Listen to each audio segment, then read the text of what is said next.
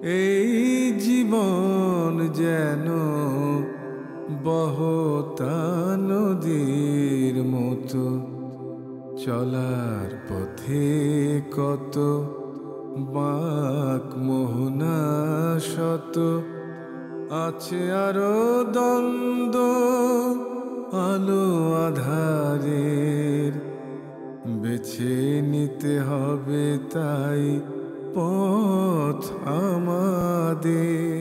আসসালামু আলাইকুম প্রিয় দর্শক, আপনারা যারা দেশে আছেন প্রবাসে, সবাইকে জানাই অনেক অনেক প্রীতি ও শুভেচ্ছা। শুরু হলে আনটিভি আয়োজিত এবং লাভ হলো নিবেদিত টক শো আলোকপাত। আমাদের আজকের বিষয় রাহমাতুল্লিল আলামিন। আপনাদের সাথে আছি আমি জয়নুল আবেদিন আজাদ। আর আজকে আমাদের মাঝে অতিথি হিসেবে উপস্থিত আছেন বিশিষ্ট আলেম শেখ আহমদুল্লাহ। আসসালামু আলাইকুম রহমতুল্লাহ বরাকাত। তো আজকে আমরা ইতিহাসের আলোচনায় যাওয়ার আগে একটি প্রসঙ্গে অবশ্যই কথা বলতে চাই। প্রিয় নবী হজরত মোহাম্মদ মুস্তফা সাল্লাল্লাহু আলাইহি ওয়াসাল্লাম তো রাহমাতুল্লিল আলামিন, সমগ্র সৃষ্টি জগতের জন্য তিনি রহমত স্বরূপ। কিন্তু তার উম্মত হিসেবে বর্তমান সভ্যতায়, বর্তমান সময়ে আমাদের পরিচয়টা কেমন? আমরা তো নিজেদেরকে মুসলিম হিসেবে পরিচয় দিয়ে থাকি, কিন্তু এটা কোন মুসলিম? এটা কি পারিবারিক কারণে মুসলিম, সম্প্রদায়গত কারণে মুসলিম, নাকি জাতীয়তাবাদী মুসলিম? মুসলিমের আরেকটি পরিচয় আছে বান্দা। বান্দা মুসলিম। বান্দা মুসলিমের জীবনও হবে বন্দেগীর জীবন। ঘরে বাইরে, নামাজে, রোজায়, ব্যবসায়, সমাজ পরিচালনায়, বিজ্ঞান গবেষণায়, প্রকৃতির সাথে আচরণে, জলবায়ুর সাথে আচরণে স্রষ্টা এবং তার প্রেরিত রাসূল যে পদ্ধতি, যে মানহাজ তিনি আমাদের জন্য রেখে গেছেন, আমরা সেটা অনুসরণ করব। এই প্রশ্ন বর্তমান সময়ে খুবই প্রাসঙ্গিক। আমরা অন্যের সমালোচনা করতে পারি, আমরা রাশিয়া এবং ইউক্রেন যুদ্ধের জন্য দুঃখ পেতে পারি, তার প্রভাব আমাদের জীবনে পড়ছে, আমাদের জীবন নানা সংকীর্ণতায়, নানা প্রয়োজনে ভারাক্রান্ত হচ্ছে। এসব কেন হচ্ছে? আমি এখানে যে প্রশ্নটা রেখেছি, আমরা কি নবী সাল্লাল্লাহু আলাইহি ওয়াসাল্লামের প্রকৃত উম্মত হতে পেরেছি? না আমরা সাম্প্রদায়িক মুসলিম বা জাতীয়তাবাদী মুসলিম, না আমরা বন্দেগীর মুসলিম?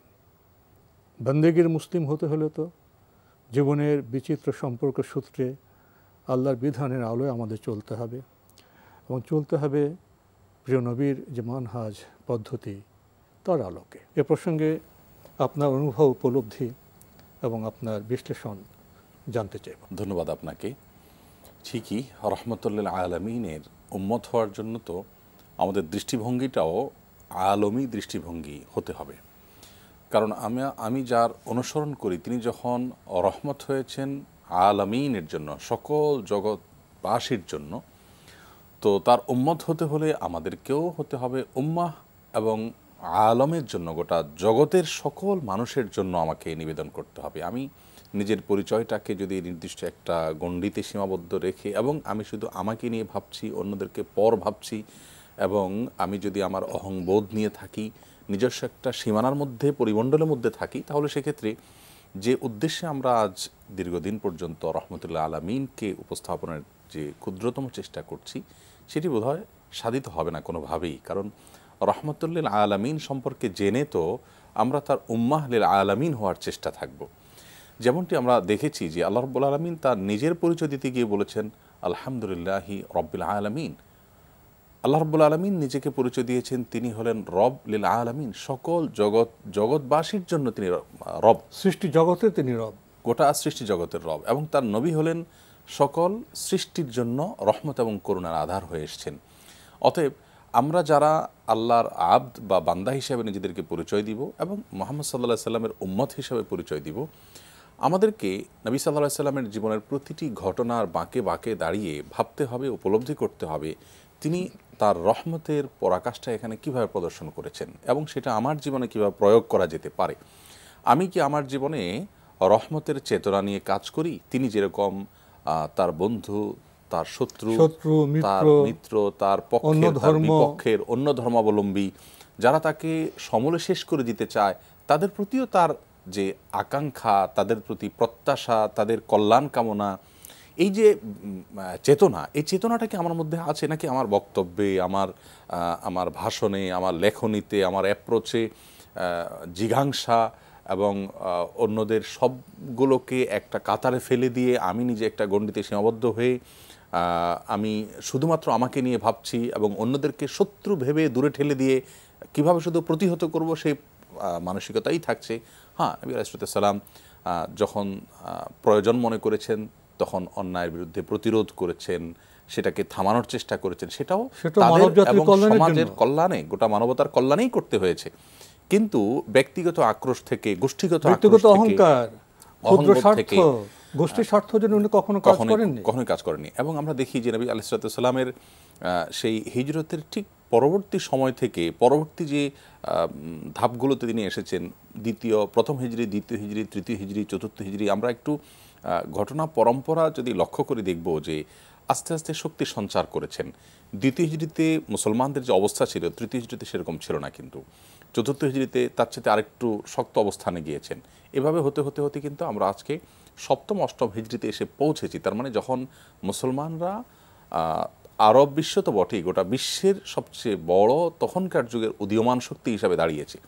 কিন্তু নবী আলাইহিস সালামের যে অ্যাপ্রোচ বা তার যে আপনার ভঙ্গি ছিল, সে ভঙ্গিটা কি ছিল?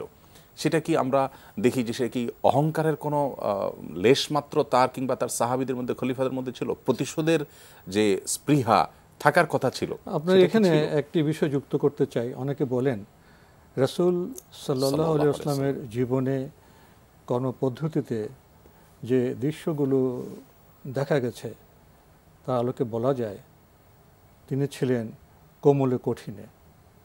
স্বভাবগতভাবে তিনি কোমল ছিলেন।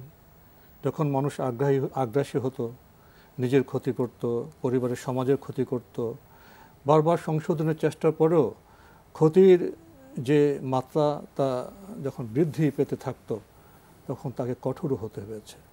এবং কোমলে কঠিনে যারা জীবনকে পরিচালনা করেন, যখন তারা কোনো ব্যাপারে কাঠিন্য অবলম্বন করেন, সেখানেও মমতা থেকে, দায়িত্ববোধ থেকেই কল্যাণকামিতাই থাকে এবং এক ধরনের ভারসাম্যতা থাকে।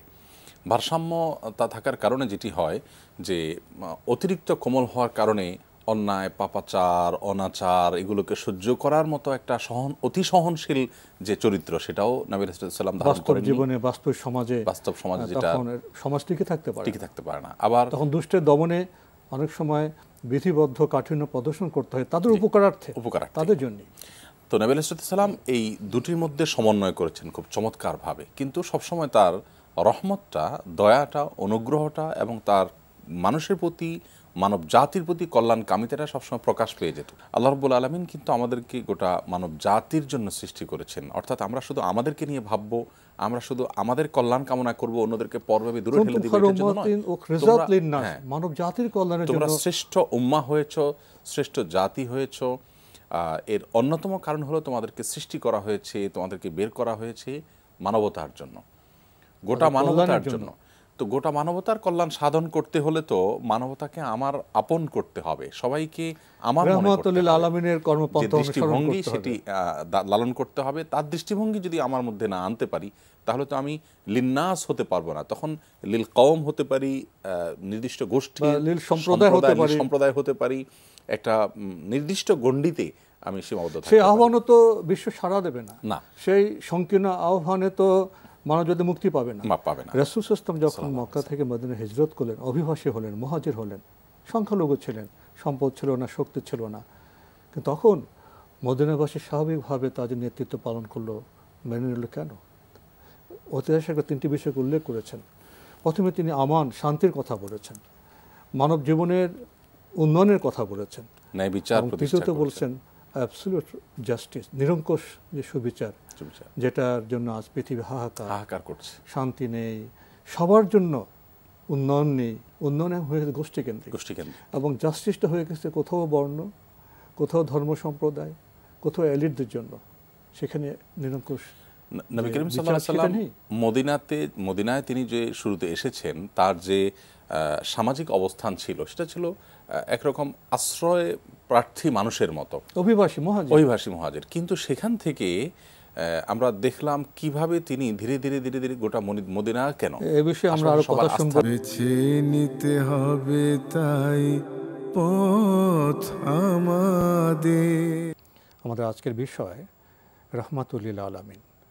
বিরতির আগে আপনি বলছিলেন মদিনায় হযরত মুহাম্মদ মুস্তাফা সাল্লাল্লাহু আলাইহি ওয়াসাল্লামের যে কাজ সে সম্পর্কে। তো তার যে উদার দৃষ্টিভঙ্গি ছিল, সেজন্য কিন্তু তিনি সবার আস্থা অর্জন করতে পেরেছেন। এমনকি আশেপাশের যে বেদুইনরা ছিল, ছোট ছোট গোত্রে বিভক্ত, একটা পর্যায়ে তারাও কিন্তু নবী আলাইহিস সালামের নেতৃত্বকে মেনে নিয়েছে, এবং সেটা কিন্তু তিনি বাধ্য করে তাদের উপরে বল প্রয়োগ করে আদায় করেননি। তো একই চরিত্র আজ যদি আমরা ধারণ করতে পারি, আজও আমরা সেই বিশ্ব নবীর উম্মাহ, আমরা যে বলতে বলি বিশ্ব নবী, তিনি তো আসলেই বিশ্ব নবী, সেই বিশ্ব নবীর উম্মাহ হিসাবে আমাদেরও এই বৈশ্বিক চিন্তা থাকতে হবে এবং উদার দৃষ্টিভঙ্গি থাকতে হবে। আল্লাহ রাব্বুল আলামিন, নবী করিম সাল্লাল্লাহু আলাইহি ওয়াসাল্লাম বলেছেন, আহাব্বুন নাসি ইলাল্লাহি আনফাহুম লিন-নাস, মানুষের মধ্যে আল্লাহর কাছে সবচেয়ে প্রিয় হলো সে মানুষ, যে মানুষ মানবতার জন্য, মানুষের জন্য অধিকতর কল্যাণকর হিসেবে নিজেকে প্রমাণ করে। তার মানে তার কল্যাণকামিতা, তার কল্যাণকারিতা, এটা শুধুমাত্র তার নিজস্ব সম্প্রদায়ের মধ্যে, নিজস্ব দল গোষ্ঠীর মধ্যে সীমাবদ্ধ থাকে না। দুঃখের বিষয় যে আজ আমরা মুসলিমরা মুসলিমদের যে গণ্ডি, এটার মধ্যে সীমাবদ্ধ থাকা চাইতেও আরও আমরা তুচ্ছ গণ্ডিতে সীমাবদ্ধ। আমাদের ভেতরকার ছোট ছোট দল বলয়, চিন্তা, গোষ্ঠী, এগুলোর মধ্যে আমরা নিজেদেরকে সীমাবদ্ধ করছি। আমরা ওখান থেকে বের হতে পারছি না, অথচ আমাদেরকে এরপরে আরেকটা গণ্ডি আমরা বিচ্ছিন্ন হয়ে আসছি। তো রাহমাতুল্লাহ আলামিন এই অনুষ্ঠানটি আমার তো মনে হয় যে আমরা যদি খুব গভীরভাবে উপলব্ধি করি, তাহলে প্রতিটা পর্বে আমরা দেখতে পারবো যে নবী আলাইহিস সালাম কিভাবে গোটা মানব জাতির জন্য, সৃষ্টি জগতের জন্য তিনি কতটা সংবেদনশীল ছিলেন, উদার, এবং তার ভিতরে করুণার দিকটা, রহমতের দিকটা কতটা প্রবল ছিল। এই দয়ার দিকটা আমাদেরকে ধারণ করতে হবে এবং উদারতা আনতে হবে ইনশাআল্লাহ। তারপরও সময়ের দিকে খেয়াল করে তো আমাদের একটা নির্দিষ্ট কাঠামো অগ্রসর হতে হবে। আমরা রাহমাতুল লিল আলামিন অনুষ্ঠানে নবী সাল্লাল্লাহু আলাইহি ওয়াসাল্লামের ঐতিহাসিক যে ঘটনাগুলো, সেগুলো একে একে আমরা আপনাদের সামনে পেশ করার চেষ্টা করছি। একটু পরে বোধহয় আমরা মুতার যুদ্ধের দিকে যাব। এর আগে বোধহয় উমরাতুল কাজা প্রসঙ্গে কিছু কথা বলা দরকার। আমরা বিগত পর্বে নবী আলাইহিস সালামের সপ্তম হিজরির কিছু ঘটনা নিয়ে আমরা আলোকপাত করেছি। সপ্তম হিজরি এবং ষষ্ঠ হিজরি এবং অষ্টম হিজরি, তিনটি হিজরি, অর্থাৎ 3টি বছর নবী করিম সাল্লাল্লাহু আলাইহি ওয়াসাল্লামের জীবনে ছিল খুবই ঘটনাবহুল, এবং এটি ছিল আমাদের জন্য খুবই গুরুত্বপূর্ণ। বিশেষ করে এই 3টি বছরে নবী আলাইহিস সালামকে আল্লাহ তাআলা এমন কিছু ঘটনা তার জীবনে ঘটিয়েছেন, যেগুলো থেকে আমাদের আলো গ্রহণ করার অনেক দিক আছে, এবং যেগুলো থেকে মূলত পুরো দৃশ্যপটটা পরিবর্তন হয়ে গেছে। যেমন ষষ্ঠ হিজরিতে আমরা জানি যে নবী করিম সাল্লাল্লাহু আলাইহি ওয়াসাল্লাম ওমরা করতে গিয়েছিলেন, সেখানে বাধাগ্রস্ত হয়ে হুদায়বিয়া থেকে তিনি ফিরে এলেন। এই যে ওমরা করতে গিয়ে মাঝপথে তাকে ফিরে আসতে হলো, তিনি ওমরাটা সম্পন্ন করতে পারলেন না। তো এই ওমরাটা তো আবার তার আদায় করার ব্যাপার ছিল, এবং হুদায়বিয়ার সন্ধিতে রীতিমতো একটা পয়েন্ট ছিল চুক্তির মধ্যে যে আপনি পরবর্তী বছর ওমরা করতে পারবেন, এবং মক্কায় এসে আপনি 3 দিন অবস্থান করতে পারবেন। নির্দিষ্ট কিছু গদবাধা শর্ত এবং কন্ডিশন দেওয়া ছিল। তো এই শর্তগুলোর আলোকে নবী করিম সাল্লাল্লাহু আলাইহি সাল্লাম কিন্তু দেখতে দেখতে 1 বছরের জন্য অপেক্ষা করছিলেন, যেহেতু ষষ্ঠ হিজরিতে হুদায়বিয়ার সন্ধি হয়েছে এবং সেখান থেকে তিনি ফেরত এসেছেন। সপ্তম হিজরিতে তার ওমরা করার কথা ছিল। ওমরার আগে আগে খায়বারের দুর্গগুলো বিজয়ের ব্যাপার সেটি ঘটেছে, সেটি আমরা বিগত পর্বে আলোচনা করেছি বিস্তারিত। খায়বারের এই বিজয়ের পর মুসলমানদের মধ্যে একটা ফুরফুরে ভাব, মুসলমানদের মধ্যে একটা আত্মবিশ্বাস প্রচণ্ডভাবে তৈরি হয়েছে, অর্থনৈতিক সমৃদ্ধি এসছে। অর্থাৎ ওমরায় যাওয়ার আগে, হুদায়বিয়া সন্ধির পরে, খায়বারের বিজয়ের আগ পর্যন্ত এই সময়টাতে মুসলমানদের মধ্যে কিছুটা মানসিকভাবে দুর্বলতা ছিল, হীনমন্যতা কারোর মধ্যে ছিল, এবং কেউ কেউ ভাবছিলেন যে আমরা বোধহয় হুদায়বিয়ার সন্ধিতে মক্কার মুশরিকদের সমস্ত শর্তগুলো মেনে নিয়ে আমরা বোধহয় অবনত হয়ে ফিরে এলাম। এক ধরনের যেটাকে বলে নিজেদের প্রতি নিজেদের একটা দুর্বলতা বোধ কাজ করছিল। আল্লাহ রাব্বুল আলামিন খায়বারের এই সমৃদ্ধি দিয়ে, খায়বারে এই বিশাল বিজয় দিয়ে ইহুদিরা যারা ওখান থেকে ষড়যন্ত্র করছিল তাদেরকে অপদস্থ পর্যদস্ত করে মুসলমানদেরকে মানসিকভাবে আবার চাঙ্গা হওয়ার তৌফিক দিলেন। এরপর নবী করিম সাল্লাল্লাহু আলাইহি সাল্লাম সপ্তম হিজরির ঠিক শেষের দিকে জিলকদ মাসে এসে, হজের আগের মাসে এসে নবী সাল্লাল্লাহু আলাইহি সাল্লাম সাহাবীদেরকে বললেন, 1 বছর হয়ে গেছে, আমাদের উমরা যাওয়ার পালা। এই উমরাটা যেহেতু আগের উমরা যেতে পারেননি, তারপরে সেটার পরিবর্তে এটি করা হচ্ছে, সেজন্য এটাকে উমরাতুল কাজা বা কাজার উমরা বলা হয়। আবার কাজার উমরা বলে অনেকে বুঝিয়েছেন যে হুদাইবিয়া সন্ধিতে যেহেতু ফয়সালা ছিল, কাজা মানে ফয়সালা, যে পরবর্তী বছর উমরা করবেন, তো সে ফয়সালা নির্ভর উমরা হওয়ার কারণে এটাকে উমরাতুল কাজা বলা হয়। এটা একটি ব্যাখ্যা আছে। তো সপ্তম হিজরি জিলকদ মাসে নবী করিম সাল্লাল্লাহু আলাইহি সাল্লাম সাহাবীদেরকে বললেন যে হুদাইবিয়ার সময় যারা আমাদের সাথে ছিলেন তারা সবাই এই উমরা যাবে। তখন নবী আলাইহিস সালামের সাথে 2000 মানুষ তৈরি হলেন। তাদের মধ্যে কিছু লোক শাহাদাত বরণ করেছেন বিভিন্ন যুদ্ধে, তারা ছাড়া বাকি সবাই রওনা হলেন। 2000 লোক নিয়ে নবী সাল্লাল্লাহু আলাইহি সাল্লাম রওনা হলেও মক্কার মুশরিকদেরকে বিশ্বাস করা কঠিন ছিল, কারণ পদে পদে তারা তাদের বিশ্বাসঘাতকতার প্রমাণ রেখেছে, স্বাক্ষর রেখেছে। সেজন্য নবী করিম সাল্লাল্লাহু আলাইহি সাল্লাম বেশ কিছু অস্ত্রশস্ত্র সাথে নিলেন, যদি তারা কোনো প্রকার বিশ্বাসঘাতকতা করে যাতে আত্মরক্ষা করা যায়। এবং তাদেরকে নিয়ে নবী আলাইহিস সালাম খুব কাছাকাছি চলে গেলেন এবং মক্কায় প্রবেশের আগে সেই অস্ত্রগুলো সবগুলোকে একজন ব্যক্তি বা কয়েকজন ব্যক্তির অধীনে রেখে নবী সাল্লাল্লাহু আলাইহি সাল্লাম মক্কায় প্রবেশ করলেন। যদি কোনো প্রকার খারাপ কোনো ইঙ্গিত পান, ইন্ডিকেট পান, তাহলে এই অস্ত্র তারা ব্যবহার করবেন। যখন তিনি মক্কায় প্রবেশ করছেন, ওই সময় মক্কার মুশরিকরা সাহাবীদেরকে তুচ্ছতাচ্ছিল্য করার জন্য ব্যঙ্গোক্তি করতে গিয়ে তারা বলল, মদিনাতে মক্কা থেকে যাওয়া মানুষগুলো, মদিনার যে গরম আবহাওয়া, আমরা এখনও জানি যে মক্কার তুলনায় মদিনাতে অনেক গরম হয়ে থাকে গরমের সময়, তো এই গরম আবহাওয়াতে, উষ্ণ আবহাওয়াতে সেখানে তারা অসুস্থ হয়ে গেছে, জ্বরে জর্জরিত ছিল সাহাবীরা। সত্যিই তারা অনেক অসুস্থ হয়েছেন, কারোর পেটের পীড়া, কারোর জ্বর হয়েছে, কারণ তারা নতুন একটা এলাকা আবহাওয়া আসছেন এবং সেখানে তাদেরকে অনেক স্ট্রাগল করতে হয়েছে। তো মক্কার মুশরিকরা সাহাবীদের উমরায় আসার মুহূর্তে তাদেরকে নিয়ে টিজ করতে করতে, বলা বলি করতে লাগলো, উত্ত্যক্ত করতে করতে বলে ফেললো যে মুসলমানরা তারা মদিনা থেকে জ্বরে আক্রান্ত হয়ে দুর্বল হয়ে আসছে, কি উমরা করবে, জীর্ণশীর্ণ হয়ে আসছে। অর্থাৎ তাদের শারীরিক দুর্বলতাকে উল্লেখ করে তাদেরকে মানসিকভাবে একটু আক্রমণ করার, দুর্বল করার চেষ্টা করছিল এবং এক ধরনের উত্ত্যক্ত করা। তখন নবী করিম সাল্লাল্লাহু আলাইহি সাল্লাম সাহাবীদের নির্দেশ করলেন যে আমরা যখন উমরা করব তখন রমল এবং ইস্তেবা করব। রমল এবং ইস্তেবাটা হলো, আমরা যারা উমরা করেছি, হজ করেছি, আমরা জানি উমরাতে যে তওয়াফটা হয়ে থাকে, তওয়াফ অনেক প্রকার হয়, যেমন হজের ফরজ তওয়াফ হয়, বিদায়ী তওয়াফ হয়, আরও অনেক তওয়াফ আছে।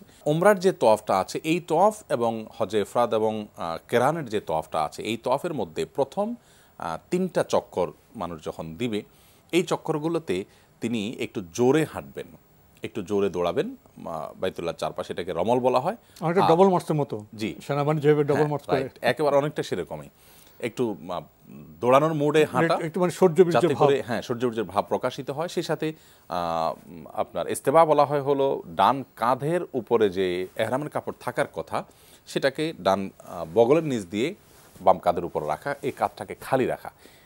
ঐতিহাসিকগণ বলেছেন এটার একটা কারণ ছিল বীরত্বের প্রকাশ, যে আমরা একেবারে তোমরা যেরকম মনে করেছো যে জীর্ণশীর্ণ দুর্বল শেষ হয়ে গেছি, ব্যাপারটা এরকম না, আমাদের বাহু বাজু আছে, বডি ল্যাঙ্গুয়েজও, শারীরিক ভাষাও এটা প্রকাশ করে, বীরত্বের প্রকাশ।